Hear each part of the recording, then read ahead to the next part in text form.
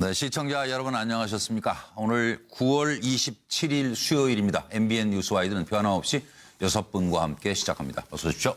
안녕하세요. 네, 안녕하세요. 뭐 직장생활 해보신 분들은 다 아시겠습니다만은, 차명진 전 의원은 직장생활 해보셨나요? 제가 사업은 했습니다. 사업을 하셨어요? 네. 이념 서적 파는 시작부터 이거 실례했습니다. 왜 이 얘기를 드리냐면 직속 부장만 바뀌어도요, 어떤 때는 회사가 아예 나가기 싫어지는 그런 경험들 다 있으실 거예요. 그만큼 어느 조직이나 누굴 만나느냐, 사람이 중요하고 그리고 그 사람의 리더십이 중요하지 않을까요?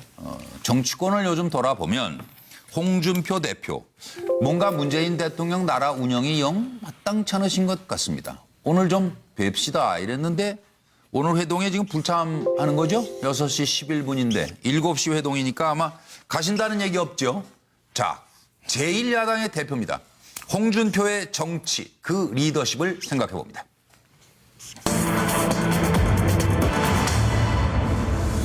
홍준표 대표 청와대 회동 또 불참.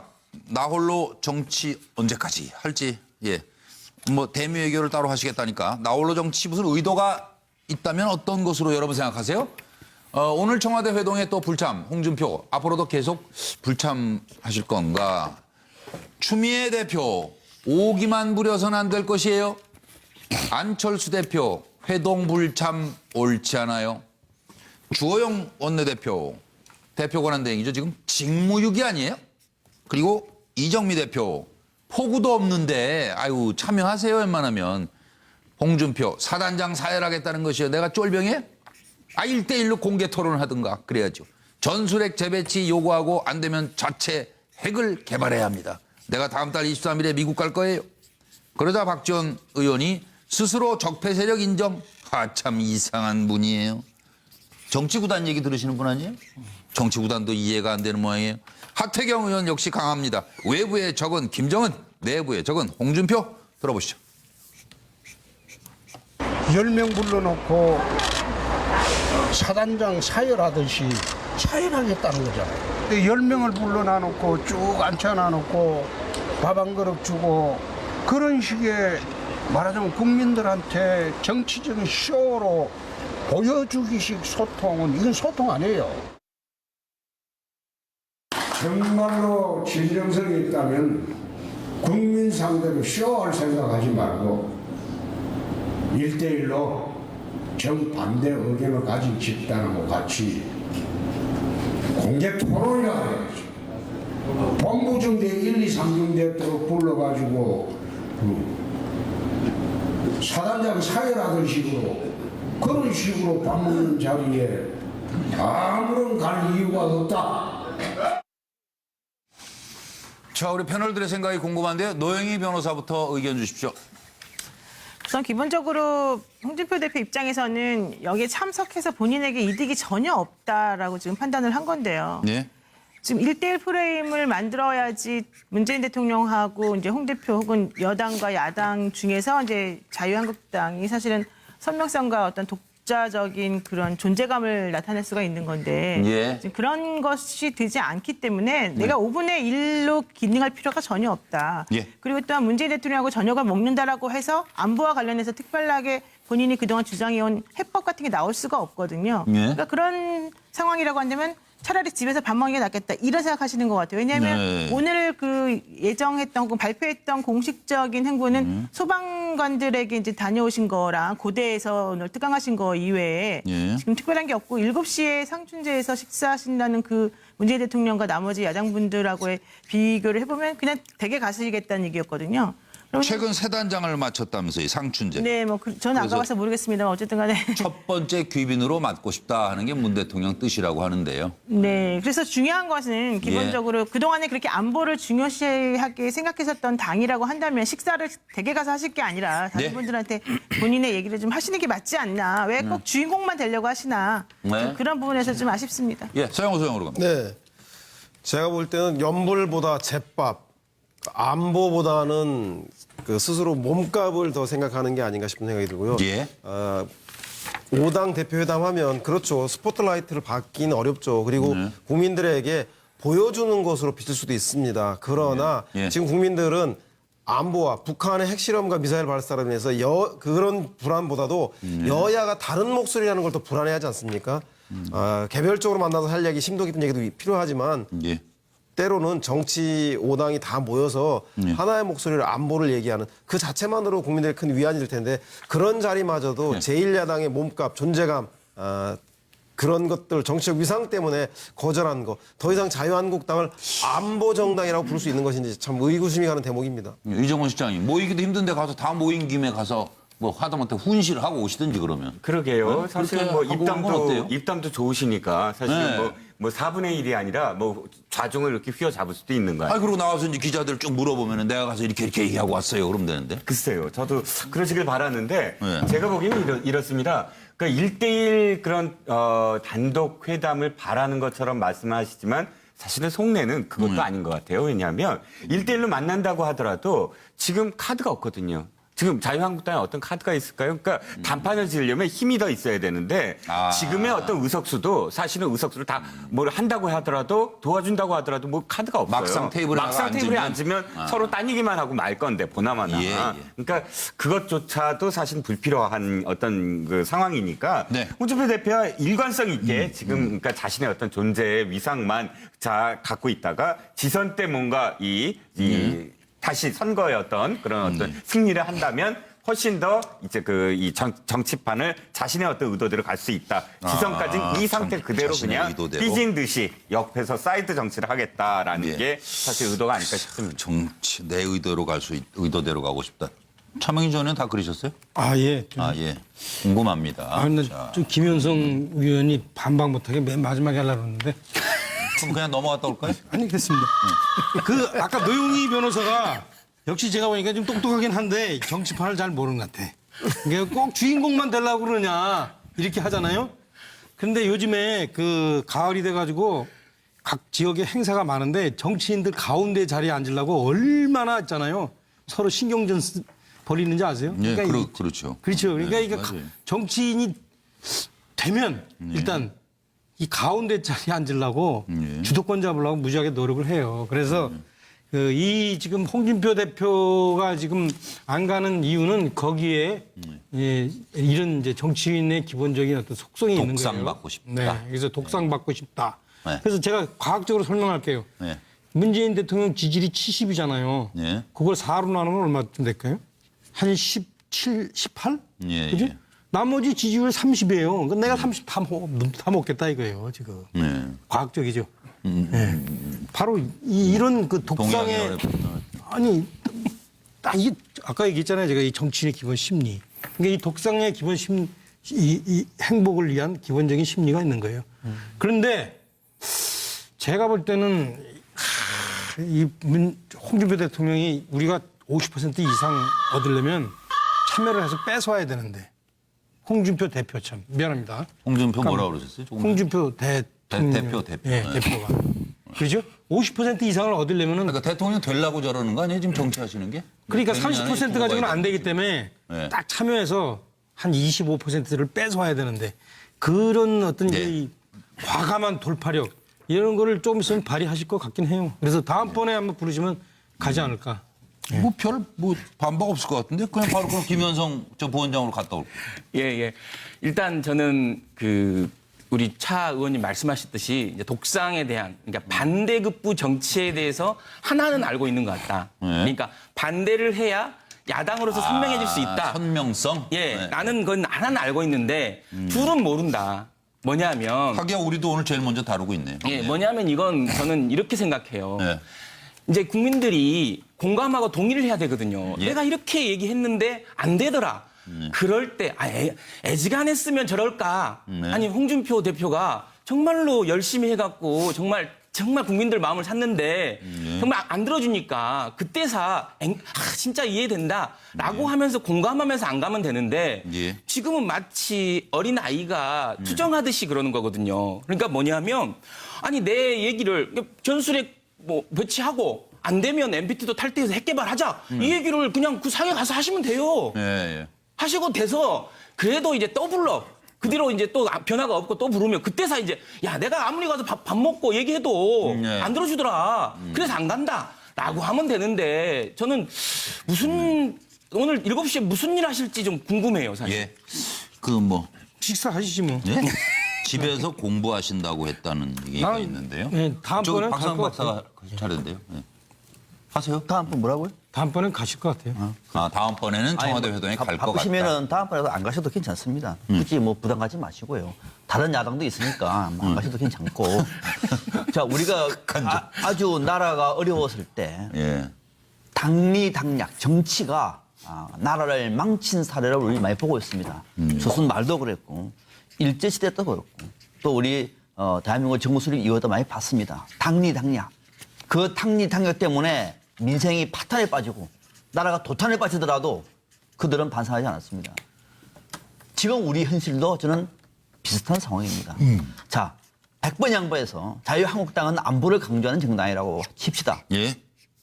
지금 안보가 정말로 유중합니다. 북미 관계를 보면 아직은 말폭탄이긴 합니다만은 어떻게 될지 아무도 알 수 없는 상황에서 바른정당이나 국민의당보다는 제1야당 보수를 자처하는 자유한국당의 홍준표 대표가 팔을 걷어붙이고 나서야 됩니다. 예. 적어도 당리당략을 앞세우는 정당이 아니라면은 예. 마침 이때 문재인 대통령이 청와대에서 안보 문제를 가지고 또 유엔 총회단 용어를 가지고 한번 대화를 해서 예. 미국에 북한에 또 우리 대한민국에 우리 정치권이 또 뭉치는 모습을 보여주자라고 좀 회담을 제의한 겁니다. 예. 제일 먼저 갔어야 되는 거죠. 안 갑니다. 왜? 방금 차명진 전 의원님 말씀대로 독상 받고 싶어서. 자, 차명진 전 의원님은 자유한국당 소속입니다. 그 소속의 전 의원께서 독상 받고 싶어서 청와대 안보 회동 자리에 안 간다고 얘기하는 이 정당이 대한민국의 지금 제1야당입니다. 예, 예. 대한민국 정치가 어디로 가고 있는지를 국민 여러분들은 똑똑히 아셔야 됩니다. 예. 그래서 아니 오늘 근데 왜 나하고 아니, 그래서 내용은 별로 이간질 확실한 반대당을 목적으로 하고 있는 것이다. 그러면은 TK가 밀어주겠지, 문재인 정부에 반대하는 사람들이 우리를 인정해 주겠지, 어르신들도 우리 인정해 주겠지, 이렇게 하면 지지층이 좀 더 높아지겠지라고 하는 이런 당리당략 때문에 안 가는 것이고 저는 잠깐 인용을 했을 뿐입니다. 예, 알겠습니다. 바로 이제 그러면 오늘 오자회동 각자의 셈법을 짧게 평해 주시고 다음 이야기로 넘어가겠습니다. 보시죠. 초당적 협력이 절실한 안보 상황에서 제1야당이 청와대 회동을 거부한 것은 대단히 유감입니다. 지금은 정치권이 당리당략을 따질 것이 아니라 오로지 국민의 안위와 국익을 위해 초당적인 협력을 해야 할 때입니다. 그런 점에서 함께 머리를 맞대고 안보 위기에 대한 지혜를 모으는 자리를 외면해서는 안 될 것입니다. 다시 한번 홍준표 대표의 회동 참석을 정중하게 당부합니다. 불참은 옳지 않습니다. 특히 외교 안보 문제는 초당적으로 협력해야 할 사안입니다. 국내에서 하나로 뜻을 모아야 이제 우리 정부가 외교 관계에서 힘을 가지고 많은 일들을 할 수가 있는 것 아니겠습니까? 다른 문제면 모르겠습니다만 외교 안보 문제 불참하는 것은 적절하지 않습니다. 이거는 요 순서를 그냥 한 번 더 노영희 변호사부터 아주 간단 각자의 셈법을 지적해 주십시오. 뭐 문재인 대통령이나 여당 입장에서는 결과적으로는 안보 관련해서 같이 협조하자, 협치, 대화를 우린 시도했다 이런 것을 보여줄 수 있는 기회가 되는 거고요. 예. 그다음에 안철수 안철수? 대표 입장에서는 그렇다고 홍준표를 따라할 수는 없는 거 아니겠습니까? 좀 그렇네요. 당연히 안보 제1우군으로서 국민의당이 차라리 그 자리매김을 하는 게 낫죠. 예. 그리고 나머지 두 분, 주호영. 바른정당하고 정의당 같은 경우에는 선택의 여지가 없죠. 네. 안보 협조하는 거 말고는. 예. 여기서는 특별하게 3법이라고 부를 수 있는 것도 사실은 없다고 봅니다. 지금 뭐 셈할 때도 아니다. 네, 그렇습니다. 서영우 소장. 예. 네. 문재인 대통령은 도광양해라고요. 예. 이 등소평 그 주석이 평소에 자주 쓰던 말인데 남몰래 실력을 쌓으며 기회가 오길 기다린다라는 건데 대통령이 여야당 대표들하고 밥 한번 먹자는데 시간이 어떻고 의제는 뭘로 제한해야 되고 나는 독상 아니면 안 온다고 말도 많고 탈도 많지만 여소야대 국면임을 참고 인내하면서 국민들이 야 대통령이 일 좀 하려고 하는데 힘 좀 써줘라. 힘 좀 보태라라고 하는 여론일 때까지 좀 참고 인내하고 기다리는 셈법인 것 같다는 생각이 들고요. 추미애 대표는 유유자적. 뭐 자유한국당 없으니까 자리도 한랑하고 좋네. 아. 빼도 뭐 바른정당 국민의당하고 마음 편하시다. 민주당하고 함께 해나가면 뭐 협치될 것 같아. 예. 안철수 대표 양수위원장, 김희수 헌재소장 그 임명 동의안 부결할 때도 우리 힘을 보여줬고 김명수 대법원장 동의도 우리 힘을 보여줬듯이 이번 회동도 나 없으면 힘들었을 걸. 그래서 여야 어디든지 우리는 캐스팅 보트 역할을 하겠다는 걸 보여주는 것 같고요. 예. 주호영은 청출어람, 자유한국당보다 나은 우리가 보수다라는 걸 보여준 것 같고 낭중지추 정의당 의석수가 많으면 뭐하냐, 실력이 중요하지. 우리는 주머니 속에 송곳 같은 실력으로 뭔가 보여주겠다. 그런 셈법들이 아닌가 싶은 생각이 듭니다. 사자성어로 풀어봤습니다. 아주 정확하십니다. 사자성어가 없는 그죠? 네. 이종훈 실장. 네, 저는 간단하게 셈법보다는 어느 분이 어느 분한테 시선을 많이 갈까 이걸로 정리해봤습니다. 아, 예. 자, 문재인 대통령 안철수 대표를 많이 바라볼 겁니다. 왜냐하면 앞으로 이제 그 임준도 그렇지만 앞으로도 나중에 이제 예산 결산이라든지 정기국회에서 국민의당 협조를 많이 받아야 되겠거든요. 추미애 대표도 안철수 대표를 많이 의식을 할 거고 맨 마지막에 이정미 대표 가기 전에 한 말이 참 재밌어요. 대북 특사를 하는데 안철수 대표를 추천하겠다. 예. 물론 안철수 대표만 추천한 건 아니지만 그렇다고 하더라도 왜 굳이 안철수 대표를 언급을 했을까 보면 이정미 대표가 전체적으로 협치의 어떤 틀 속에서 이렇게 그 어떤 포석을 놓는 게 아니냐. 국민의당의 어떤 안철수 대표를. 안철수 대표는 아마도 문재인 대표와 1대1 회담처럼 그렇게 행세를 할 것 같아요. 자기가 주도권을 잡은 것처럼. 그다음에 마지막으로 주호영 대표는 내가 그래도 보수 정당이다 하고 이제 더 목소리를 더 높이겠죠. 그래서 안철수 대표를 바라보는 사람 셋, 문재인 대통령을 바라보는 사람 둘 이렇게 보여줍니다. 예. 그리고 이번에 먼저 김현성 부원장으로 갔다 오겠습니다. 네. 저는 뭐 지금 문재인 대통령과 추미애 대표는 그동안에 가져왔던 평화를 위한 협치와 대화를 시도했다라는 거에 의미를 굉장히 줄 거고요. 나머지 지금 세 당의 야당의 대표님들은 할 말은 한다라는 걸 거예요. 그래서 이제 안철수 대표는 조심스럽게 예측하건대 지난번에 이제 외국 안보 라인의 자중 질환이 레드라인을 넘었다. 뭐 이런 식의 이제 말씀하셨어요. 그래서 아마 외교 라인 교체와 인적 청산을 아주 강하게 얘기하지 않을까. 그래서 그 얘기를 회담이 끝나고 나서 공개적으로 말씀하시지 않을까 생각이 들고요. 서양호 소장 말씀하신 이정미 대표는 가기 전에 이제 특사 얘기를 하셨거든요. 대북 특사 보내야 된다. 이건 사실 추미애 대표의 뜻과도 같은 얘기예요. 그러면 추 대표는 뭐 손 안 대고 코를 푸는 상황이 될 수도 있어서요. 이정미 대표의 특사 얘기가 나올 것 같고 주호영 대표도 아마 전술핵 문제를 그러니까 아마 지금 홍준표 대표가 나왔으면 홍카콜라처럼 시원하게 얘기했을 전술핵 문제를 전술핵 재배치 이런 얘기를 하지 않을까. 그래서 할 말은 하고 오는 상황이 되고 각자가 각자의 의견들 그러니까 각자의 의견을 확인하는 자리 이상이 되기 힘들다라고 봅니다. 그러면 차명희 전 의원께서는? 예. 중요한 거는 기본적으로는 이랬죠. 지금 다들 말씀하듯이 문재인 대통령은 아마 이 모임을 통해서 협치를 하는 거를 좀 과시하고 싶을 거고 다른 분들은 이 기회를 통해서 좀 존재감을 확인하고 싶은데 여기서 중요한 특징은 뭐냐. 이번 회담의 경우에 분명히 제가 예측한 게 맞을 건데 현재 그 홍준표 대표를 야당 대표들이 많이 의식할 거예요. 홍준표 대표가 나중에 거봐라 이 이중대들아 이런 얘기 안 나오도록 하기 위해서 쉽게 얘기하면 아까 얘기했던 30%를 홍준표 대표가 다 이렇게 가져가는 거를 그야말로 막기 위해서라도 이번에 참여한 사람들이 아마 장내 준표 역할을 할 거예요. 무슨 얘기냐? 대통령한테 이 소위 북핵 문제와 관련해서 강한 얘기를 할 거예요. 일부러? 자기들이 그냥 이중대가 아니라는 걸 알려주기 위해서. 그렇죠. 그래서 보세요. 홍준표 장내 준표. 그죠? 노 이중대. 이런 역할들을 하려고 노력할 거예요. 그래서 아마 보도 나오는 걸 보시면은 그런 내가 가서 전술핵 배치하라고 얘기했다. 내가 가서 외교 안보 라인 다 갈아치우라고 그랬다. 진짜 걱정이 많았다 나는. 가서 다 얘기했다. 이렇게 얘기했다. 이렇게 할 거예요. 그리고 예측은 뭐 틀려도 돼요. 굉장히 조금 스스로 아마 거기 예측 틀릴까 봐. 내 예측은 뭐 늘 맞는다는 식으로 왜 전제를 하고 얘기를 하세요. 제가 많이 틀렸어요. 그리고 독상은 뭐 대접 받으려고 정치하는 거 아니잖아요. 뭐 정치를 2번이나 뭐 재선하셨으니까. 그 정치적으로 의미가 있는 얘기예요. 그래 뭐 독상. 괜찮아. 아니 그러니까요. 정치인들이 독상 아니, 받으려고 대접받으려고 하면 안 돼요. 제가 독상을 안 받으니까 이게 또 보니까 나중에 보니까 존재감이 없더라고요. 그런 건 있어요. 그렇지. 의원을 해보라고 나이 안 들어보세요. 해보라고 독상 차이가 외로워요. 차 의원님. 제가 겸상의 정치. 제가 답변할까요? 좋네. 겸상의 정치. 박상영 박사는 안 했는데. 저 아직 안 얘기하고 했습니다. 실례했습니다. 아직 안 했습니다. 앞서 말씀드린 것처럼 정말로 우리가 북한의 이런 무모한 핵실험과 미국 트럼프 행정부의 특히 트럼프 대통령의 이해할 수 없는 이런 발언들 속에서 대한민국만큼은 제대로 된 정치를 펼쳐서 국민을 안심시켜야 됩니다. 대한민국이 옛날 100년 전의 대한민국이 이제는 아닙니다.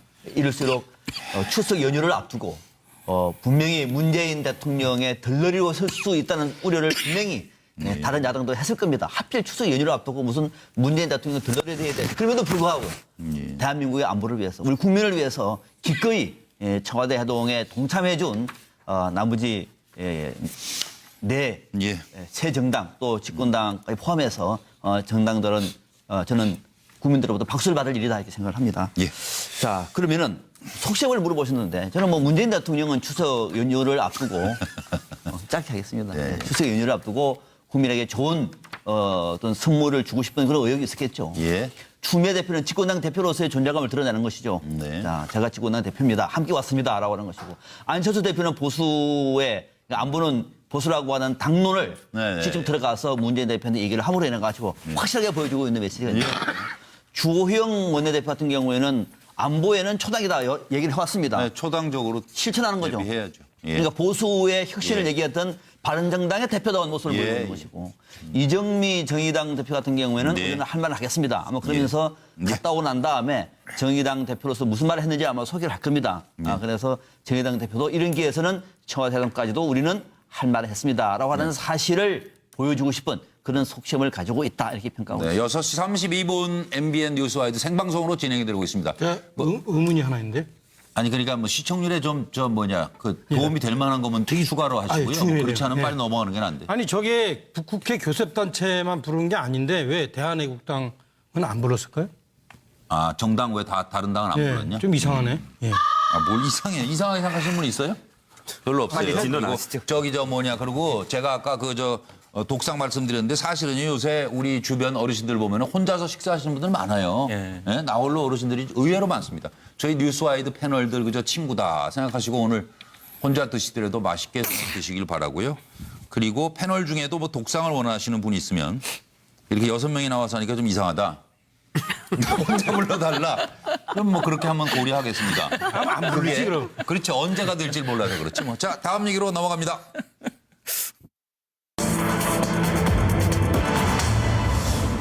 자, 이게요. 서해순 사망한 남편과 딸을 뭐 남 얘기에 탄다. 그런데 이런저런 얘기 자꾸 이렇게 얘기만 자꾸 무성한데 사실 경찰 조사하면은 과연 이 억울함이 풀릴지 김광석 씨와 딸 억울함이 풀릴지 진실의 실체가 드러날지를 따져보겠습니다. 서해순 씨의 인터뷰가 약간 이제 격양되고 있어요. 그래서 첫 번째 질문은 자신을 고발하는 다큐 영화에다 대고 왜 저작권 초상권을 주장하고 있을까? 서해순 씨에게 과연 저작권이라는 게 뭔가를 한번 짚어주십시오. 서해순이 격앙된 인터뷰를 또 했어요, 매체와. 그러니까 김광석 친형은 의혹투성이 주장이다. 과연 진실이 경찰 조사에서 밝혀질까요? 서해순, 김광석 굉장한 다혈질이다. 그리고 항상 외로워하고 우울증이 있었어요. 오늘 경찰 출석한 김광복 친형이 말합니다. 서해순 발언은 의혹투성이다. 동생은 우울증을 앓은 적이 없다. 이상호 기자가 말합니다. 술 먹고 장난하다 사망했다고 했으면서 사망 직후에 이런 얘기 했다는 거 아니에요? 그리고 부검 소견서 열람 금지는 또 왜 해놓은 거예요? 그러자 횡설수설한 말이 와전된 것이죠. 그리고 뭐 기자 라이센스 가지고 따지는 거예요? 혼자 된 여자 마녀 사냥하지 마세요. 부검 기록을 오늘 공개했습니다. 친정 식구들과 재산 갈등이 있어가지고 그래서 딸 죽음을 친정에도 제가 알릴 수가 없었던 거예요. 그러자 바로 친어머니가 나서서 말씀하셨습니다. 남편의 유산도 없었어요. 가족이 서로 다툴 이유가 하나도 없었어요. 근데 왜 안 알린 거예요? 응?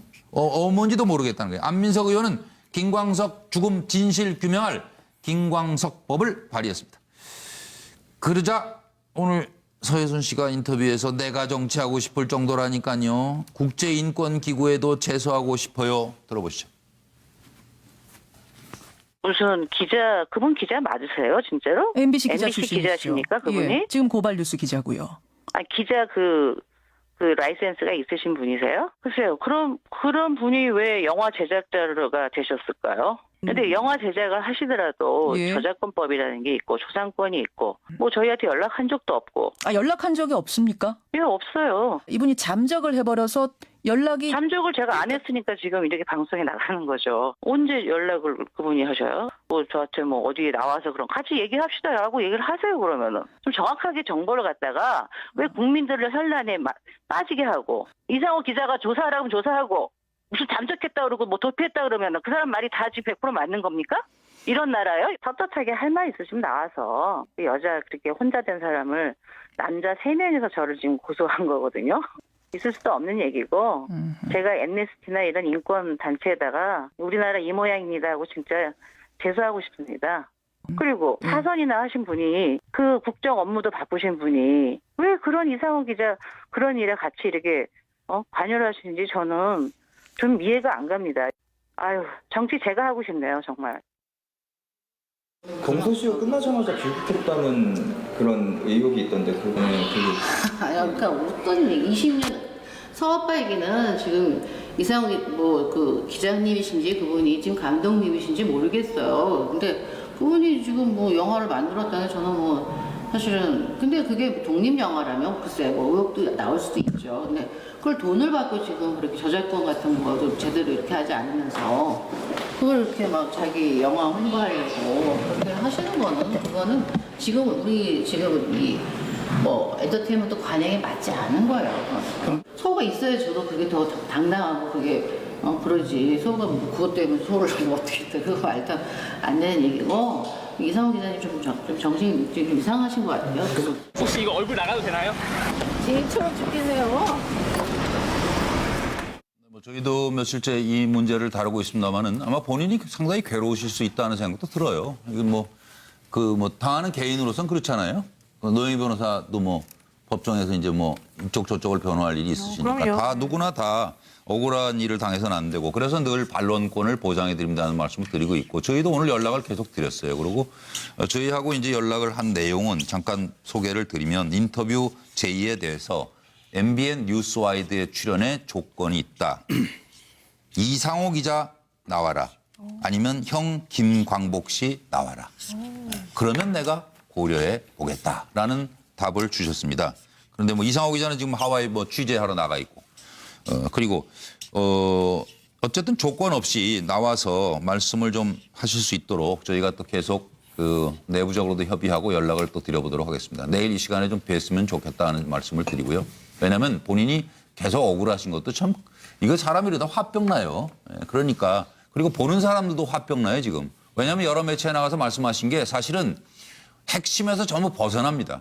그러니까 그 의혹에서 벗어나시려면 여기 이제 나오셔서 뭐 변호사도 계시고 또 여러 패널들이 말하자면 이제 시청자를 대신해서 그렇잖아요. 많은 사람들이 왜 서혜순 씨에 대해서 계속 오해를 할까? 그거를 직접 이 자리에서 충분한 시간을 가지고 말씀하실 수 있도록 저희가 해드리고 싶어요. 그래서 원하시면 내일 저희가 좀 뵙기를 바라면서 하나하나 저희가 생각하는 의문점들을 풀어가 보도록 하겠습니다. 이 초상권 주장하고 있는 건 이유가 있는 건가요? 저작권이란 뭔지 지금 이 질문에 답을 이제 들어보면 되겠죠? 노 변호사님부터.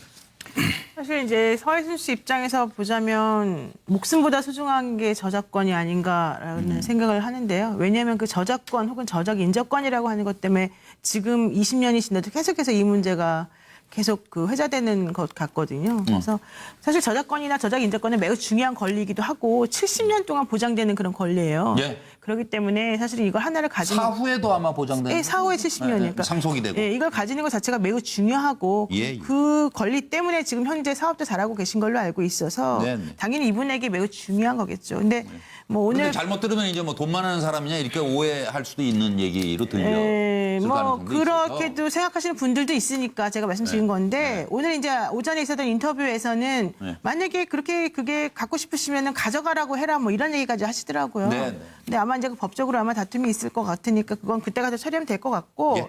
그 김광석 영화라고 하는 것과 관련해 가지고 그냥 한마디만 간단히 드리면 그 지금 말씀하시는 그 김광석 영화라고 하는 것은 김광석이라고 하는 이름을 사용한 거 아니겠습니까? 영화 제목으로. 네. 그런 건 이제 퍼블리시티권이라고 우리가 보통 불러요. 그러니까 뭐 연예인이나 가수와 같이 유명하신 분들이 자신의 이름이나 뭐 얼굴 이런 것들을 상업적인 것에 사용해도 좋다라고 하는 허락을 해주는 권리인데 음원에 대한 저작권하고는 다르다. 네, 그런 것하고는 다 다른 것들이고 이런 퍼블리시티권에 대한 등록을 해놓으셨다고 제가 들었어요. 예. 그래서 아마 지금 이 김광석이라고 하는 영화도 그냥 원래 하면 안 돼요. 김광석이라는 이름을 쓸 때 먼저 허락을 받고 써야 된다는 얘기예요. 상표권 등록이 돼 있는 이름이니까. 그러니까. 그래서 지금 이분 서혜수 씨 입장에서는 왜 내 허락도 받지 않고 마음대로 김광석이라는 이름을 써서 영화를 만들었냐라고 얘기를 할 수가 있는 거죠. 예.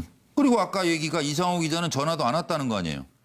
그러니까 근데 이상호 기자님 얘기는 좀 다른 얘기여서. 그러니까 두 그러면 분 뭐 얘기가 통화 기록 뭐- 내놓든가 그러면 전화 온 거 있나 보세요. 그러면 금방 이것도 밝혀질 일이고 어쨌든 수사가 시작되면 서영으로 짧게. 예. 네, 서혜순 씨에게 저작권이란 화수분이죠, 화수분. 네. 파도 계속 나오는 보물단지인데요. 예. 아마도 지금 현재 하와이 생활, 골프, 럭셔리 빌라에 살고 법인을 가지고 있고 예. 호화 생활하는 것들이 모두 이 저작권이라고 하는 재산권 때문에 그런 거라는 생각이 들고요. 예.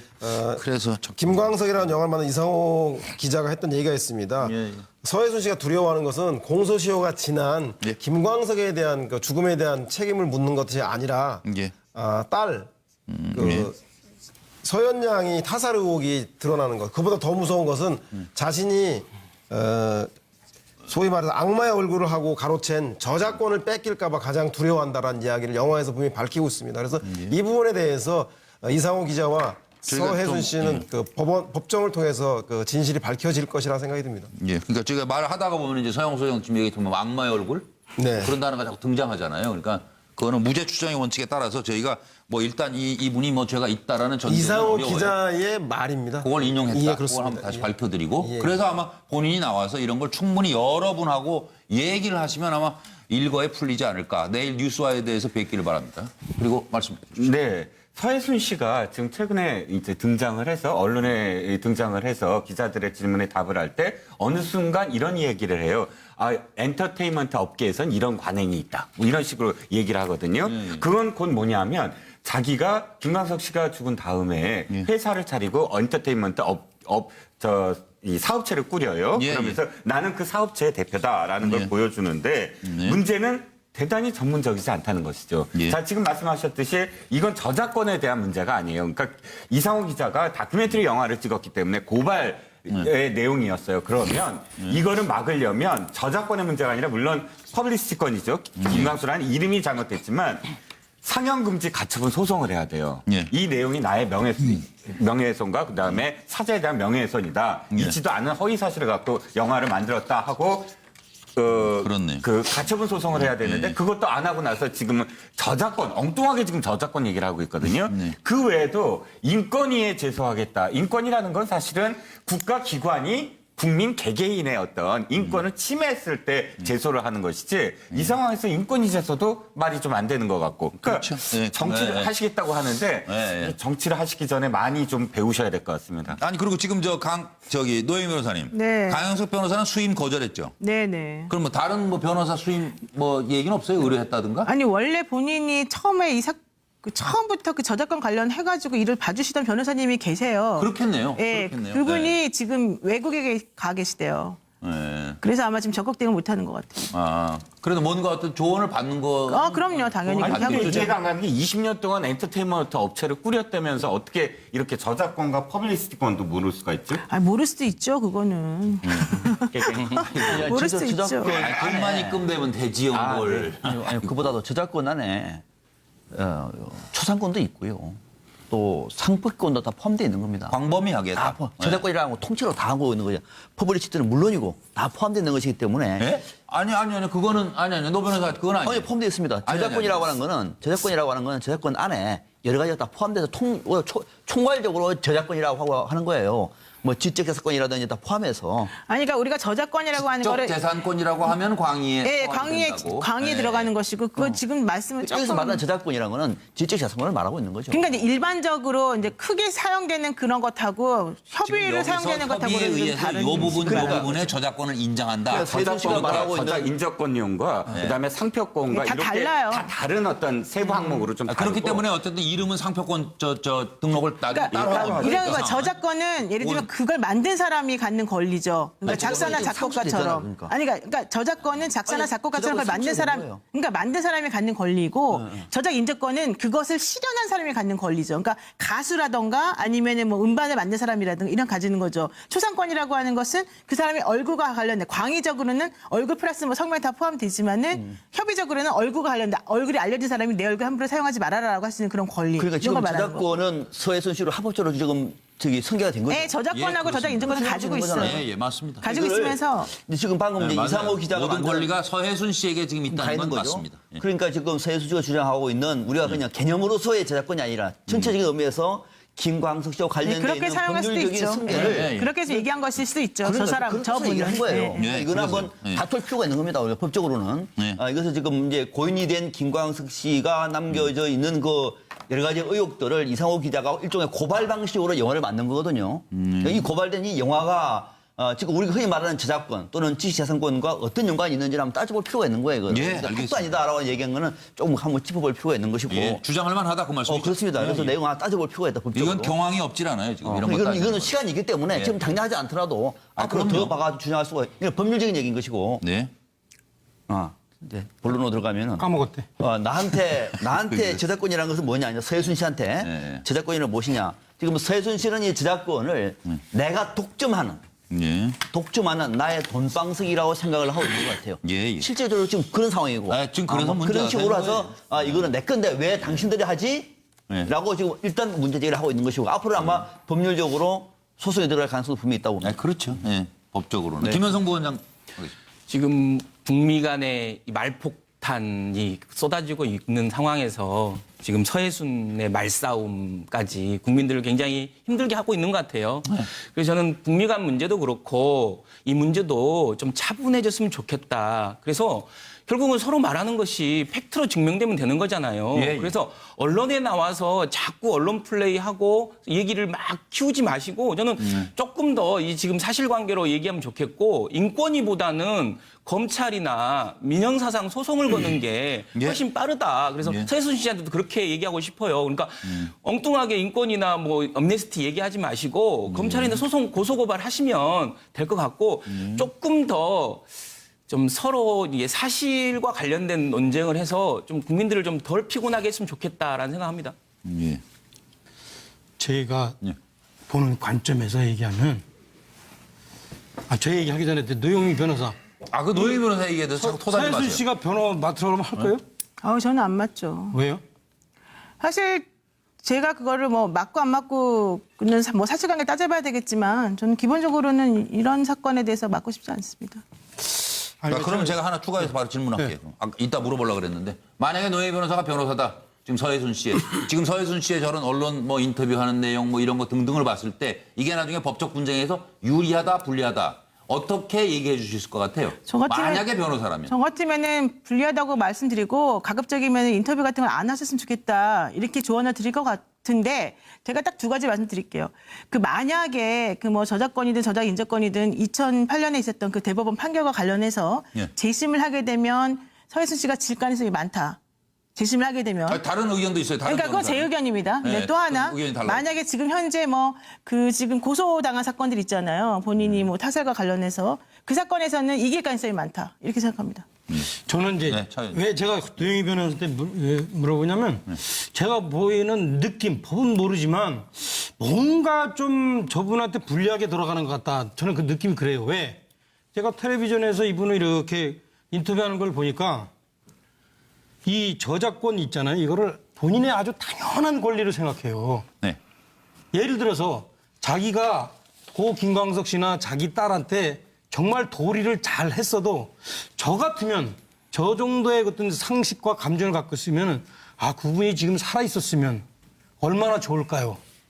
그 내 딸애가 지금 살아 있었으면 얼마나 좋을까요? 이런 권한들을, 이런 봉사를 했을 텐데 이런 얘기를 하나도 안 해요. 이분은 이걸 완전히 네, 그 그래서 저작권을 자꾸 뭐, 완전히 하나의 정말 객관화된 물체를 해가지고 이거를 내가 어떻게 행사할 것인가 이런 당연한 권리로 이렇게 본단 말이에요. 제가 다음 판넬에도 정리했는데 그렇죠. 어차피 내 거 됐을 저작권 이렇게 얘기를 그러니까 하잖아요. 이렇게 해서 야 이분은 그러니까 남편과 딸이 자기한테 당연한 선물. 당연하게 선물로 준 걸로 이 저작권을 생각하는 거예요, 완전히. 네, 근데 왜 그죠? 자꾸 세상에서 시비를 거냐? 그러니까 저는 내가 만약에 생산한 물건이라면 그럴 수 있어요. 예. 그렇지만 정말로 이거는 내 남편과 내 딸의 그죠? 죽음으로서 나한테 넘어온 권한이라면 저는 지금도 이 부분에 대해서 그렇죠?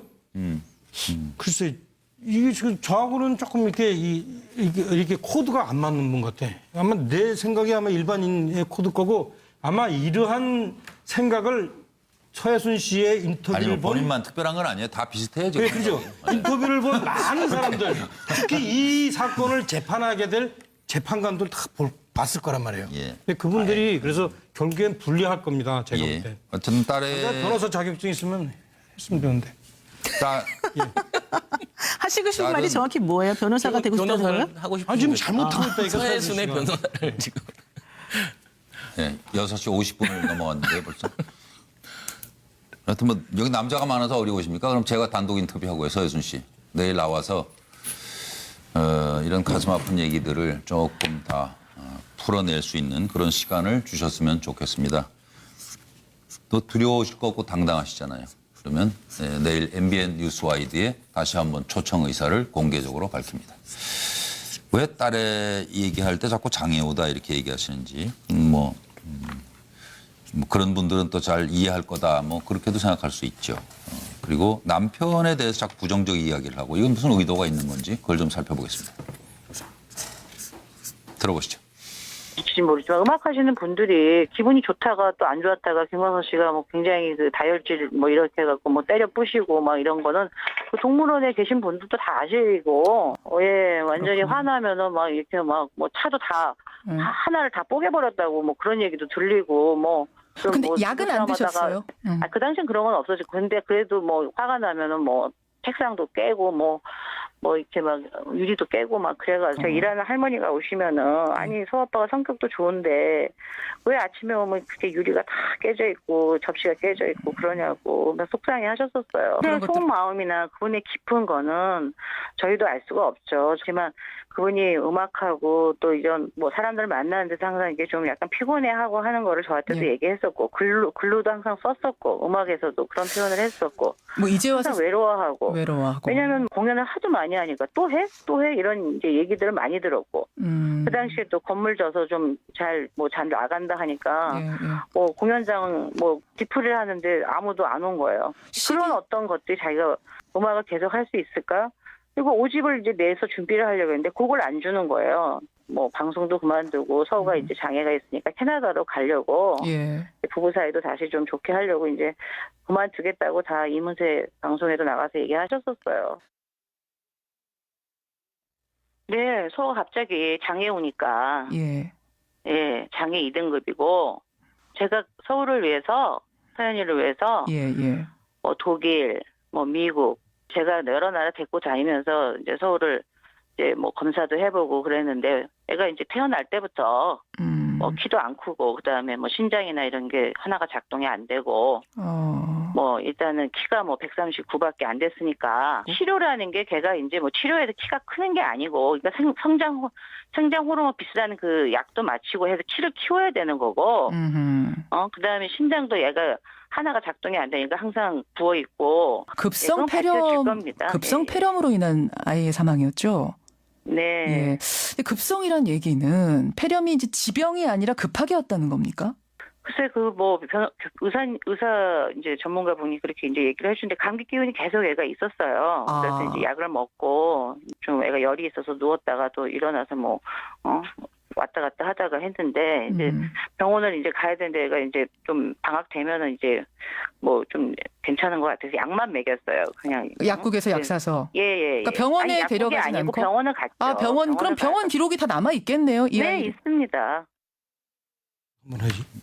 예, 그리고 여기서 지금 이제 저희가 많은 이제 서혜순 씨 얘기를 들으면서 시청자 여러분께서도 그러실 거예요. 고개를 이렇게 저 부분은 좀 이상하다. 그런 인터뷰 내용들을 중심으로 해서 뭔가 그 진술이죠, 인터뷰도 일종의 오류가 있는지 의심 가는 부분은 없는지 프로파일러를 한번 만나 뵙도록 하겠습니다.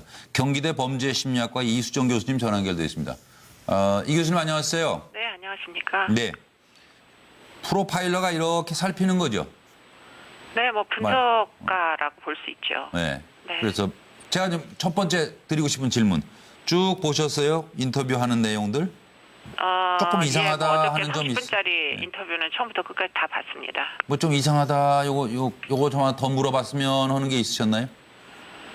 글쎄, 지금 이런 식으로 인터뷰를 해가지고 뭐 진실을 캐는 건 일단 불가능해 보이고요. 아예 불가능이다? 네, 그러나 이제 어느 대목에서 지금 이분의 그 진술의 태도가 좀 동요하는지 예. 그 정도는 추정을 해볼 수가 있을 것이고 예. 나머지 부분은 사실은 이제 수사기관이라면 뭐 좀 더 열심히 조사를 해볼 수 있을 것이지만 현재로서는 이제 제일 중요한 건 지금 증거가 뭐 딱히 존재하지 않는 의혹을 지금 질문을 하다 보니까 예.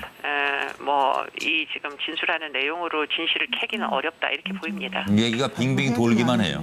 네, 주변을. 네. 예. 네. 그러니까 구체적으로 법적 책임을 따져 묻게 되려면 어떤 무슨 증거나 단서가 새로 나와야 되지 않겠어요? 그렇습니다. 그럼 뭐 그런 게 나올 만한 게 있어요? 경찰이 수사를 아무리 한다 그래도? 지금 이제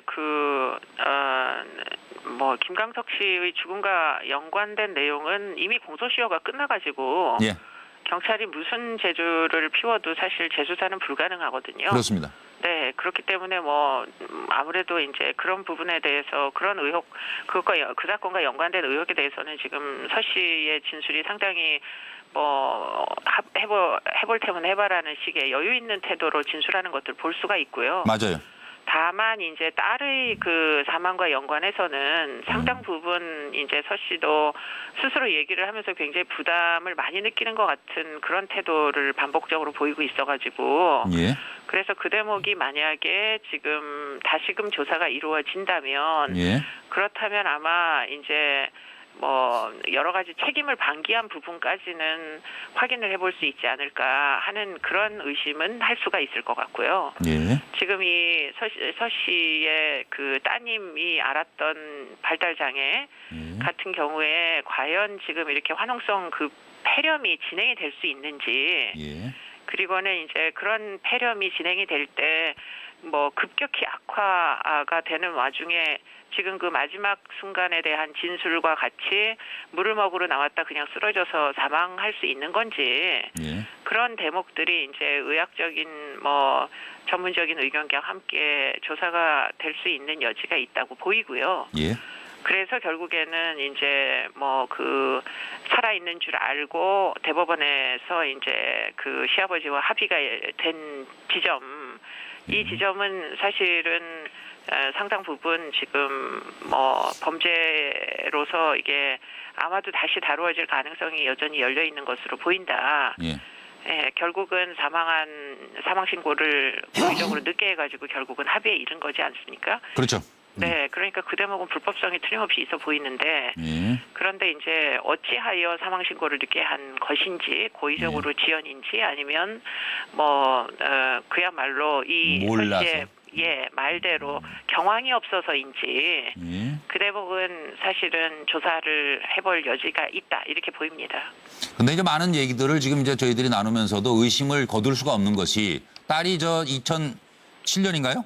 네. 그 저 12월 23일 날 돌아가고 그 다음에 1월에 가서 미국 가가지고 저 무슨 뭐예요 그 저 투자 이민인가 가가지고 저 제3자 남자하고 그 저 같이 회사 법인을 만들지 않습니까? 네, 2006년도에 법인을 이제 만든 것으로 이렇게 확인이 되고 있죠. 그러니까 그때 뭐 돈도 없고 뭐 어려웠다고 그러면서 그러니까 한 달 만에 그와 같은 일들이 일어났거든요. 그러니까 그게 수속도 그렇고 한 달 만에 그게 되는 일이에요? 그러니까 네, 그게 이제 본인은 뭐 당시 우울증이었다 이렇게 주장을 하고 있는데 네. 뭐 그게 사실은 일반적으로 그렇게 경황이 없고 아이의 죽음으로 뭐 상실감 때문에 안절부절하는 엄마가 하기에는 그와 같은 이제 일들이 적절하지 않은 건 틀림이 없죠. 예. 근데 저기 뭐야 그 이제 몇 가지 프로파일러로서 보실 때 첫째 아무리 고인이 됐지만 가족 아니에요? 그렇죠. 근데 가족에 대해서 무슨 저 제3자 얘기하듯이 할 수 있냐 그런 생각들을 많이 하시는 것 같아요. 그 부분은 어떻게 보세요? 30분짜리 인터뷰를 보면 예. 전반부의 진술 태도와 후반부의 진술 태도가 현저히 다르다라는 걸 누구나 느낄 수 있을 거예요. 아 어떻게요? 딸의 이제 죽음과 연관된 진술 태도는 굉장히 부적절한 이제 표정이나 부적절한 어휘 사용 그리고는 시선을 제대로 맞추지 못하면서 안절부절하는 그런 모습들 그리고는 이제 뭐 손짓을 과하게 이제 휘두르듯이 그렇게 흔들면서 이제 기억이 나지 않는다. 당시에 이제 장애우의 죽음을 알리기가 힘들었다. 이런 식으로 자기 딸을 사실 일반적으로 한국 엄마들은 자신의 딸을 그런 식으로 표현하지 않거든요. 야, 그러니까 다들 이상하다 그거. 네, 그렇기 때문에 이제 그렇게 장황하게 이제 제3자처럼 객관화를 시켜가지고 진술을 해야 되는 이유가 뭔가 결국에는 이제 그게 어떤 심적 부담이 있기 때문에 뭐 방어적 어떤 태도 뭐 상당히 고의적이고도 이제 혹시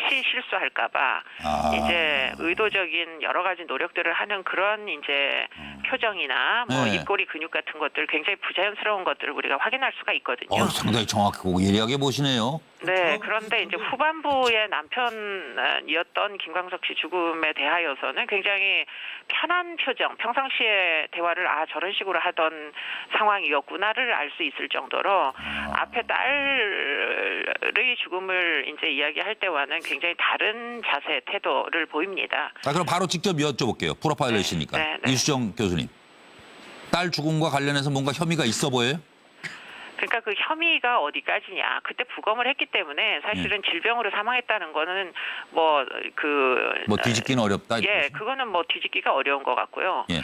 근데 문제는 지금 발달 장애가 있는 이제 그 장애가 뭐 신체적으로도 뭐 상당 부분 뭐 신장에 무리가 오고 여러 가지 기관상의 문제들이 순환기 장애나 이런 것들이 온다고 합니다만 아마도 의료적으로 보면 그때 진료받았던 의사들은 그 악화되는 과정을 틀림없이 봤던 사람들이 있거든요. 그 진료 기록들이 있기 때문에. 그건 뭐 당연히 그렇죠. 네, 주치의도 있었고 그 정해진 병원에서 계속 진료를 받아왔기 때문에 그러면 그 정도의 악화 경로 끝에 폐렴 정도로 사망할 수 있는 건지가 사실은 가장 의문이 되죠.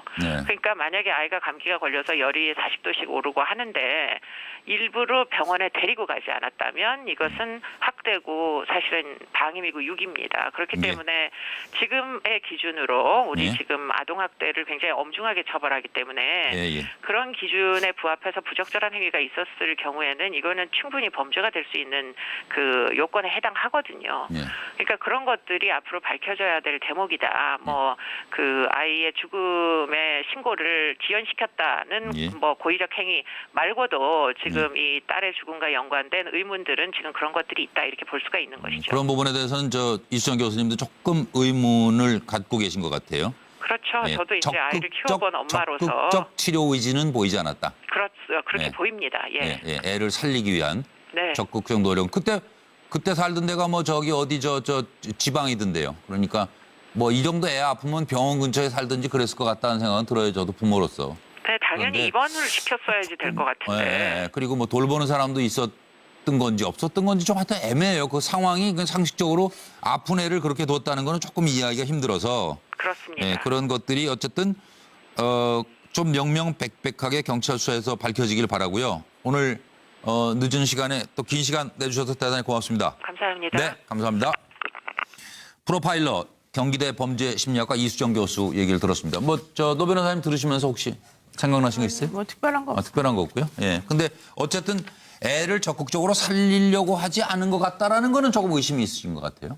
그 부분은 그 부분은 노 변호사는 어떻게 보세요? 근데 그 부분이 저는 뭐 부검 소견도 밝히겠다라고 얘기는 하셨는데요. 예. 그게 저는 지금에 와서 밝혀질 가능성이 거의 없다고 봐요. 그럼 이렇게 되면 경찰 조사에서 결국은 나중에 뭐예요? 아무것도 밝혀지는 게 없는 거 아니에요? 예, 무혐의 나올 가능성이 사실은 크죠. 그렇죠? 예, 제가 아까 말씀드린 것처럼 이 고소당한 사건 있잖아요. 그 부분에 대해서는 사실은 무혐의 낼 가능성이 매우 높다고 봅니다. 그러니까 소란만 했지 뭐 아무것도 달라지는 게 없네요. 그러니까 가장 중요한 게 저작권료는 계속 저작권 입금되고. 관련해가지고 그쪽 부분에 대해서 재심을 신청하던지 이게 맞겠죠. 그러니까 애를 방치했다면 네. 사실은 증언이 필요해요. 이웃들의 증언이거나 혹은 직접적으로 애를 방치했다는 어떤 상황에 대한 그런 증언이 그렇죠. 필요한데 네, 네. 지금은 그런 증언이 할 수가 없죠. 예, 참 어렵네요. 그리고 아까 저 드린 질문에 대해서도 말씀 있으시면 박상영 박사부터. 네, 그 질문이 왜 남편 부정적으로 얘기하는지. 그러니까 딸이 장애우라고 하는 사실을 서혜순 씨가 강조하고 있고 또 예. 김광석 씨한테 대해서도 우리 세인들의 논평과는 좀 다르게 다소 부정적인 얘기를 많이 합니다. 예. 왜 그랬을까라고 추측을 해볼 때 만약에 김광석 씨가 굉장히 활력이 넘치고 자신감 넘치고 열심히 살아왔다. 갑자기 자살해요? 그건 이상하죠. 예. 또 딸도 아주 건강하고 잘 살았습니다. 그런데 어린 나이에 10살 옆에 폐렴 들어서 죽어요? 네. 그러니까 양쪽이 다 뭔가 문제가 있었다라고 하는 사실을 강조하기 위해서는 이런 얘기들을 오히려 더 강조하고 있는 거죠. 그러니까 사망의 합리적인 근거를 나름대로 네. 뭐 팩트 얘기를 하겠습니다만 네. 그 근거로 이렇게 제시를 하고 있는 거죠. 네. 뭐 네. 서영호 선생님. 연민과 동정을 유발하기 위한 것 같아요. 제가 어렸을 때 엄마한테 뭐 잘못을 하면 우리 어머님이 갑자기 아이고 서방복 없는 여자가 자식복까지 없다 이런 얘기하면 아버지까지 끌어들여서 무지하게 미안하게 만들거든요. 네. 아마 그런 것처럼 자식이 이렇게 아프고 남편이 바람 피우고 뭐 이런 걸 얘기함으로써 현재 세간에 쏠려 있는 자식과 남편이 죽음으로써 경제적 이득을 취했다라고 하는 그런 비난에서. 비난을 좀 극복하기 위해서 연민과 동정을 유발하기 위해서 이렇게 난 불행한 여자다, 박복한 여인이다라는 걸 강조하기 위한 게 아닌가라는 상당히 생각이 듭니다. 의도적이다 이렇게 보시는 것 같고. 차명진 의원도 뭐. 저는 딱 한마디로. 예. 예. 제가 뭐 서혜순 씨 관련해서 더 할 얘기는 없을 것 같고 예. 그 그림으로 표현했습니다. 예. 이 어떤 분이 자기 신의 행복을 위해서 자기 남편과 자기 딸을 그냥 밑으로 깔고 그 위에 올라서는 거예요. 그렇죠? 예, 예.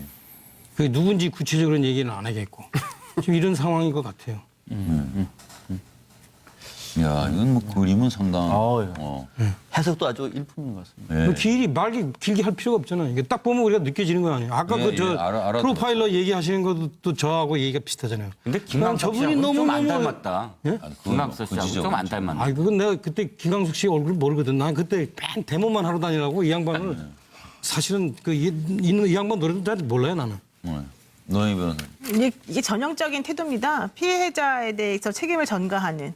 그러니까 피고인들이나 범죄자들이 보통 이제 이분이 그렇다는 건 아니고 일반적인 태도가 그렇다는 일반적으로 거고. 봤을 때. 기본적으로는 이제 김광석 씨가 일방적 피해자가 아니다라고 하는 것을 주장하고 싶었던 것 같아요. 그래서 그분의 죽음이나 이런 것들이 그렇게까지 아름답거나 그렇게까지 안타깝게만 보아야 될 것은 아니었다. 예. 너희들이 모르는 우리 가족만의 속사정이 있다. 뭐 그런 주장을 지금 하고 싶어 하시는 것 같아요. 그럴 수도 있어요. 조심스럽게. 그러나 연일 인터뷰를 통해서 서혜순 씨도 이제 억울함을 호소를 하고 있습니다. 그런데 그게 혹시 자초한 일은 아닌지 한번 짚어볼 필요가 있지 않을까요?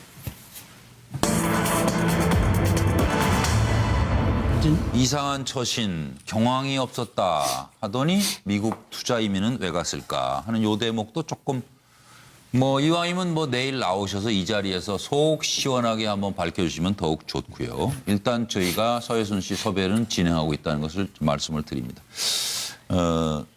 지금 이제 연일 인터뷰 서혜순 일반적이지 않은 처신과 인식에 대한 걸 짚어보겠습니다. 딸 사망 알려졌으니까 뭐 갑자기 또 10주기 행사를 열겠다고 하는데요. 이건 또 어떻게 여러분 받아들이시는지 한두 분만 좀 얘기 듣겠습니다. 자, 자살로 발견됐으니까 자살인 거지요. 그걸 제가 어떻게 해요. 그리고 오래전 일이라 기억이 잘 안 난다. 남편 사망과 관련해서. 그리고 딸이 없으면 불리하다는 건 알고 있었지만 2007년부터 최초 저작 인적권자로 제가 등록을 했다. 그리고 어차피 내 거가 됐을 저작권이에요. 왜 자꾸 이렇게 요란스럽게들 하세요? 요 대목은 노 변호사님 이따 분명히 한번 짚고 넘어갈 대목입니다. 딸이 없으면 불리하다는 건 알고 있었다. 요건 제가 확실하게 좀 짚어주셨으면 좋겠어요. 노 변호사께서. 네네. 딸이 없으면 뭐가 불리하다는 건지, 그리고 이건 어디서 어떻게 알았는지, 그 부분을 좀 짚어주십시오. 서연이 없으면 불리하다는 건 알고 있었지만, 그러니까 없어지면 안 되니까 사망 신고를 안 한 거 아니냐 하는 의심이 이 대목에서 생기기 때문입니다. 자, 딸 사망 한 달 뒤에 그래놓고 하와이로 가가지고 마트를 운영합니다. 그리고 의문의 남성과 동거했다는 지금 얘기가 자꾸 돌고 있으니까 물어보니까 본인은 그래도 동거남 아니다. 그리고 친구가 많다. 뭐 이렇게 얘기를 했어요. 네, 들어보시고 와서 여러분 답을 보겠습니다. 뭐 그렇게 저를 뭐 서연이가 어릴 때는 이뻐했지만 커서는 다들 바쁘고 같이 어울릴 또래가 없다 보니까 외로웠고. 아니 그 말씀이 아니고요. 그 네, 말씀이 그러다 아니고. 보니까 이제 서연이가 친구도 없고 저랑만 항상 같이 있고 해서 저하고 서연이가 뭐 지금이라도 10주기 때 제가 사실 어떻게 알려져서 10주기가 됐는데 예. 그래서 요번에 저는 이제 친구들 불러서 해서 이제 10주기 행사를 저희가 해 주려고 해요. 아, 서연이 10주기 행사 준비하고 계세요. 아니 그러니까 하려고 하죠. 하려고 왜냐면 생각하세요. 알려졌으니까. 알려졌으니까. 어차피 알게 됐고 알겠습니다. 내가 뭐 재판 네. 과정의 피고가 서연이었기 때문에 서연이가 당사자였기 그거는요, 때문에 변호사님이 알아서 하시니까요. 변호사님이 무슨 재판이 지금 뭐 어디 대법원에 그냥 올라가 있고 뭐 올라가 예. 있으니까 예. 알아서 그냥 판결이 언제 나는지도 몰랐어요. 제가 예. 서연이가 없으면 제가 불리하다는 거는 알고 있어요. 근데 예. 그런 사람이 서연이를 뭐 잘못하게 했을까요? 변호사한테는 말씀하셨어요? 서연이가 숨졌다는 사실을? 그거는 얘기는 안 드렸어요. 아, 그럼 왜냐면 변호사가 알 저도 수가 그럴 없는데. 경황이 없었고, 예. 아니 그렇지만 그거에 서연이가 대해서 제가 재판의 뭐 당사자였는데 서연이가 당사자라고 자꾸 그렇게 얘기를 하시는데 서연이하고 저하고 지분이고 원래 제작자는 접니다. 그럼 저는 원래 판권을 다 지금 아버님한테 그냥 로열티만 써라고 제가 그냥 급한 마음에 합의서를 써드린 건데 이게 이렇게까지 문제가 될 줄 몰랐고 저 서연이가 왜냐면 미성년자니까 네. 서연이가 피고가 되면은 그냥 상징적인 거지 엄마가 다 책임을 져야 되는 거예요. 미성년에 대해서는.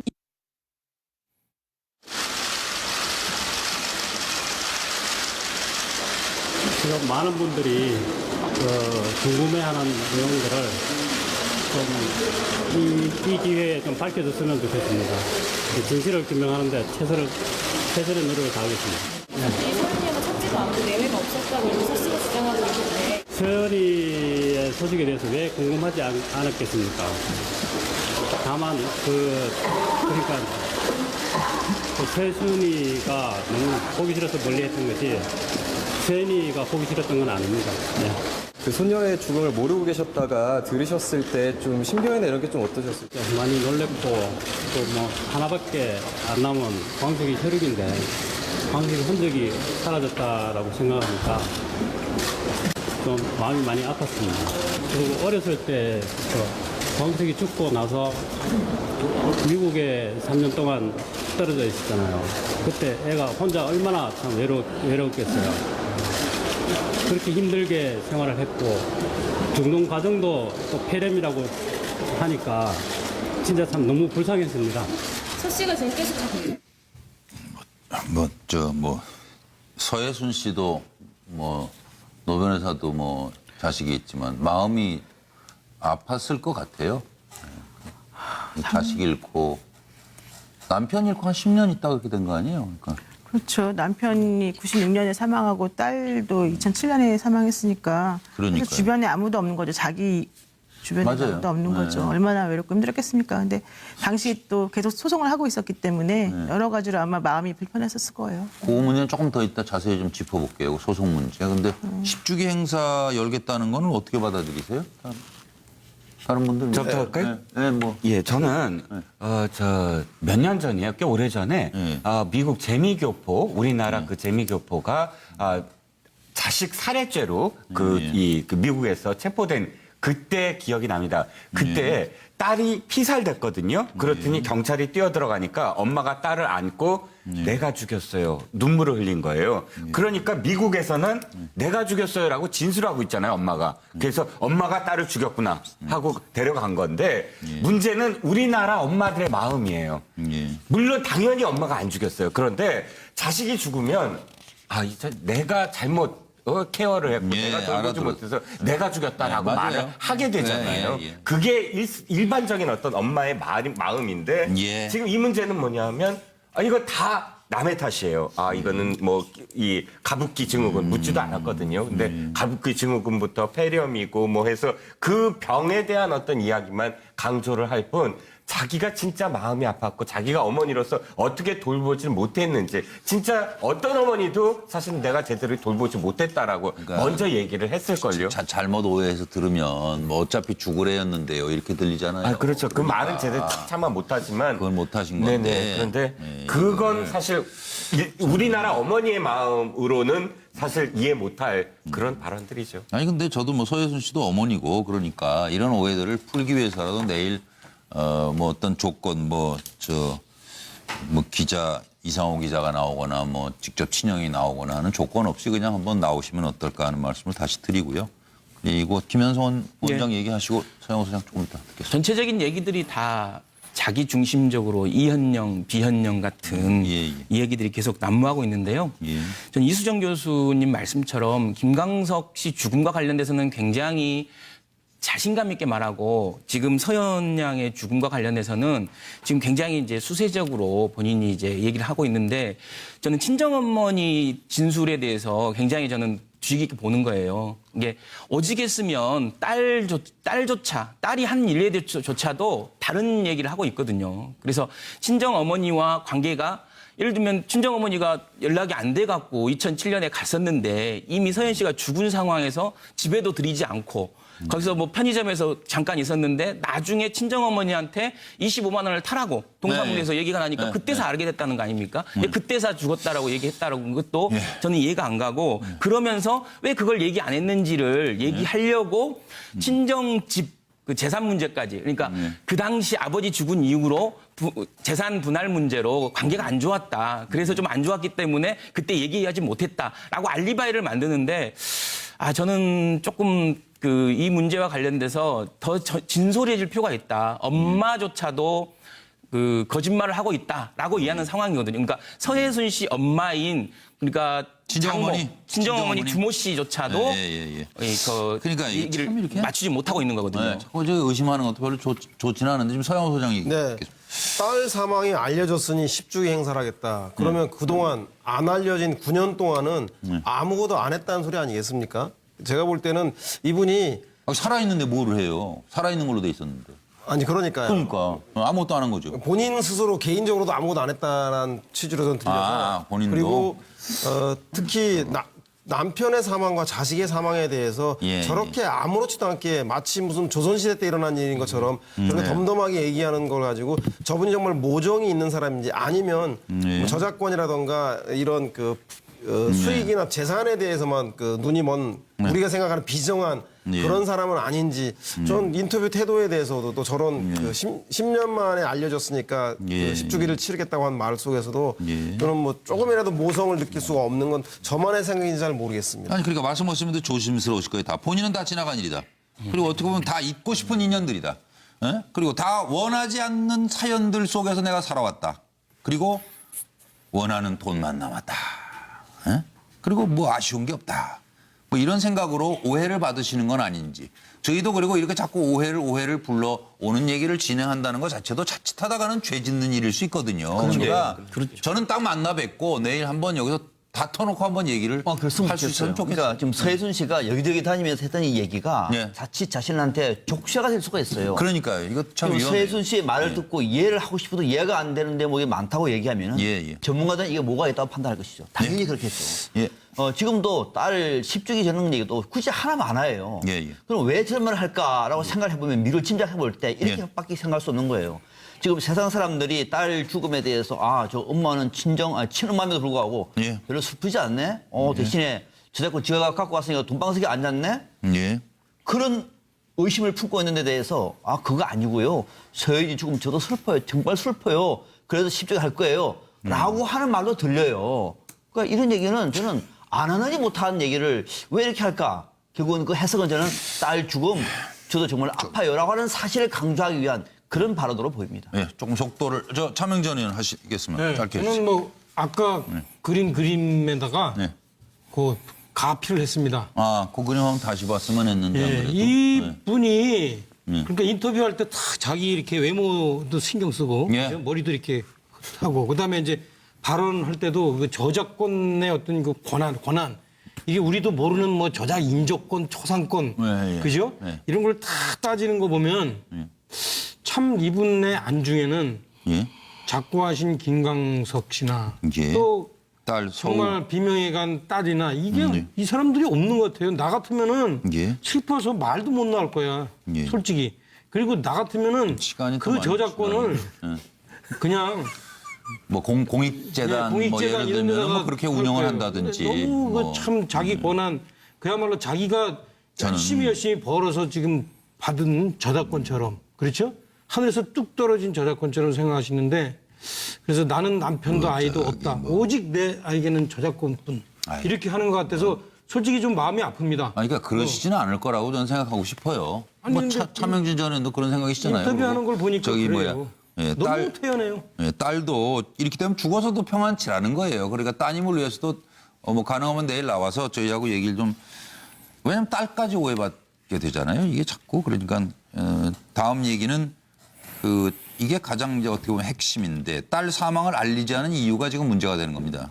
아까 경기대 이수정 교수도 그 지적을 하셨으면 이게 이제 법적으로 어떻게 해결이 되느냐. 경황이 없어서 알리지 않은 것인지 법적 책임은 없는 것인지 그리고 한 달 뒤에는 무슨 경황이 있어서 의문의 남성과 하와이 투자 이민을 갔던 것인지를 짚어보겠습니다.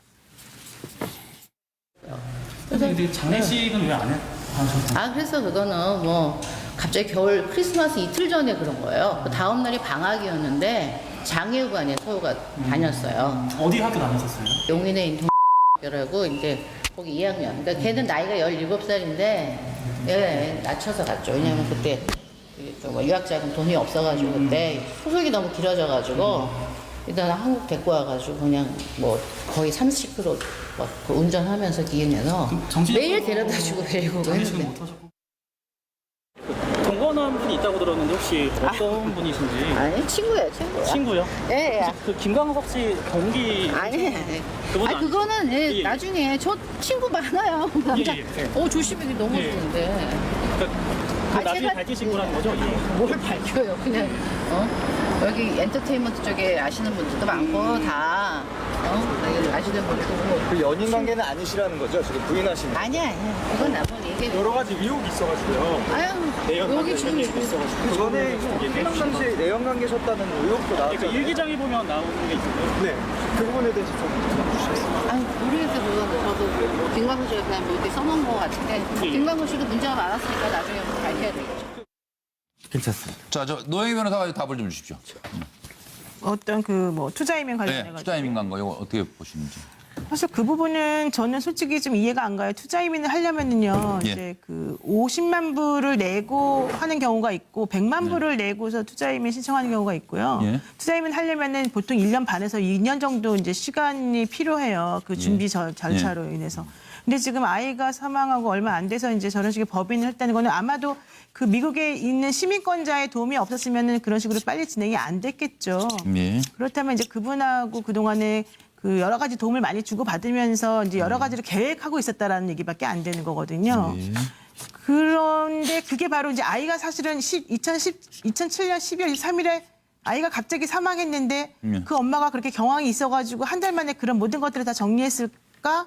라는 식으로 생각을 해보게 되면 사실 납득이 안 가는 부분이어서 저는 그 부분과 관련해가지고는 상식적이지 않다는 정도의 대답만 지금 해드릴 수 있습니다. 한 말씀만 더 보태면 지난번 30분 그 인터뷰에서 제일 화를 내면서 반문을 했던 대목이 이 대목이에요. 그러니까 앵커가 하와이에 대한 얘기를 하죠. 스피드마트까지 어떤 마트를 했다라고 이름까지 얘기하니까 탁 채면서 그 사생활 조사하셨군요. 하고 앞면을 딱 바꾸거든요.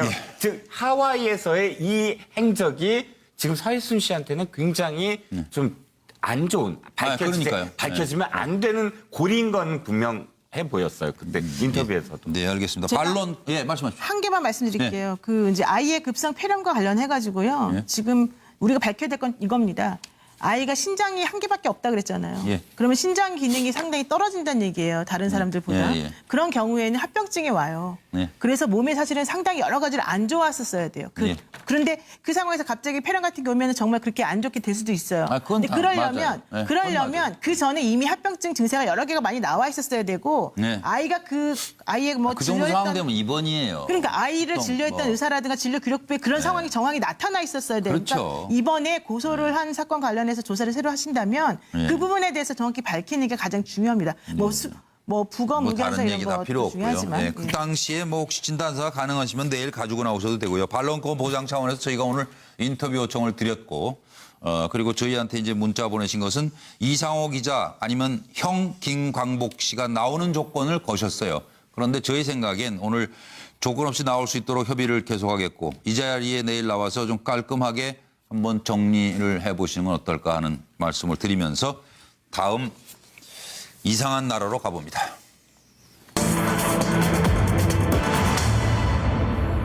이걸 보면은 참 근데 뭐 여야 없이 무더기 사찰을 했고요. 입장 발표 앞둔 MB 뭐라고 말할까? 요것만 짚어보겠습니다.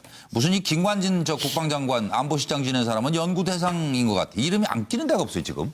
예? 총체적 사찰공화국이었다. MB 정권 희한한 일들의 연속. 빅브라더의 등장. 이걸 뭐 하도 많이 들어서 아시죠? 이상득, 영포라인이 등장했고 민간인, 여야 안 가리고 사찰. 정두원은 그때 아웃. 남경필 부인까지 사찰당해. 광우병 집회에 놀란 가슴 정치 공작으로 다스린 거 아니냐? 원세훈의 국정원 정치 공작. 김관진은 기무사 댓글 부대 운영. 병적인 좌파 노이로제 증상을 보인 것 아닌가? 유인초는 화이트 블랙리스트가 없었다고 지금 얘기를 하고 있고 도종환 현 장관은 시위 불참 각서까지 종용했었다 그 당시에라는 얘기를 내놓고 있습니다. 들어보시죠. 네, 지금 들어보시고 요 한두 분 답을 좀 듣도록 하겠습니다. 과연 MB가 무엇라고 입장을 밝혔지? 예. 저는 안 하겠습니다. 예. 뭐 준비되시는 분만 하겠습니다. 국정원 문건의 VIP 보고라는 건 어디까지 보고가 이루어졌다는 건가요? 이명박 대통령한테 직접 보고가 이루어질 건가요? 박원순 제안 문건 작성은 누가 지시했죠? 직접적으로? 지금 국정원이 연예인 블랙리스트나 그런 것들이 이제 많이 그 비판을 받고 있는데 그런 데에 대해서는 좀 어떻게 생각하십니까? 국익을 위한 활동이었다라고 생각을 하시나요? 박근혜 정부 시절 유병우 인정수석한테 직접 보고를 했다라고 하는데 그거는 맞는 얘기인가요? 근데 이것을 자꾸 권력투쟁으로 몰고 가는 것은 사태의 본질을 흐리는 겁니다. 그리고 이런 일은 이번 정부에만 있는 게 아니라 어느 정부 때나 다 있었습니다. 이런 사태를 놔두고 저를 자꾸 권력투쟁의 당사자로 몰고 가는 것은 정말 나라를 위해서 우리들이 할 일이 아니라고 생각합니다.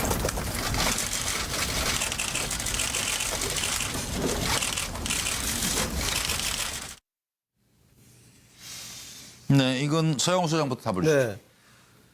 여러분 이거 다 거짓말인 거 아시죠? 예. 이거 기억나십니까? 예. BBK 문제에 대해서 대통령 선거 유세에서 그 이명박 대통령이 하셨던 말이고 오랫동안 패러디에서 회자됐던 말입니다. 아마 대통령은 똑같이 이 모든 댓글 공작이나 국정원 국가기관 기획 그 말씀을 할 거다? 거짓말이라고 하실 텐데 네, 하지만 알겠습니다. 우리나라에서 그 정도, 네. 국정원과 네. 돈을 동시에 통화할 수 있는 대통령. 네. 김현성 부원장 생각은? 예, 저는 뭐 기본적으로 네. 민주주의의 권력기관을 사유화한 것이다. 그래서 예. 지금 옥중에 계시는 박근혜 대통령이 너무나 원통이 할 거다, 전 대통령이. 예. 본인과 똑같이 권력기관을 사유화하고 민주주의 농단에서 본인은 지금 감옥에 있는데 해놓고. 예. 지금 이명박 대통령은 황제 테니스 치고 있지 않습니까? 네. 너무 억울해할 것 같습니다. 박상훈 박사. 이명박 전 대통령 아마 저는 모르는 일입니다.